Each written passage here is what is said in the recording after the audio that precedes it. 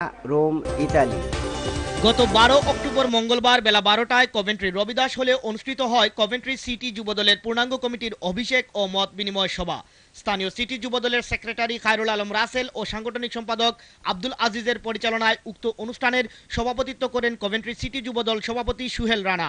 স্থানীয় বিপুল সংখ্যক যুবদল বিএনপি নেতাকর্মী ও এর শুভাকাঙ্ক্ষীদের উপস্থিতিতে এতে প্রধান অতিথি হিসেবে উপস্থিত ছিলেন যুক্তরাজ্য যুবদলের সেক্রেটারি আব্দুল বাসিদ বাদশাহ, আর বিশেষ অতিথি হিসেবে উপস্থিত ছিলেন যুক্তরাজ্য যুবদলের সহসভাপতি মঞ্জুর আশরাফ খান, বার্মিংহাম যুবদলের সভাপতি গুলজার আহমেদ ফয়সল, স্থানীয় বিএনপি সভাপতি আশরাফুল ইসলাম কয়েস। পবিত্র কুরআন তেলাওয়াতের মধ্য দিয়ে শুরু হওয়া অনুষ্ঠানে স্থানীয় নবগঠিত সিটি যুবদলের নেতাকর্মীরা প্রধান অতিথিকে ফুল দিয়ে শুভেচ্ছা জানানোর পর প্রধান অতিথি ও বিশেষ অতিথিবৃন্দ নবগঠিত কমিটির হাতে দলীয় সংবিধান তুলে দেন। দীর্ঘদিন পর গঠিত হওয়া কভেন্ট্রি সিটি যুবদলের পূর্ণাঙ্গ কমিটিকে শুভেচ্ছা ও বর্তমান আওয়ামী সরকারের অব্যাহত নৈরাজ্যবাদের তীব্র নিন্দা জানিয়ে প্রধান অতিথি, বিশেষ অতিথিবৃন্দ ছাড়াও মত বিনিময় সভায় বক্তব্য রাখেন স্থানীয় বিএনপি সেক্রেটারি আফজাল খান লাকি, বিএনপি নেতা আহাদ নূর, মিজানুর আলী, যুবদল নেতা সাজ্জাদ হোসেন, রাজু আহমেদ ও আরও অনেকে।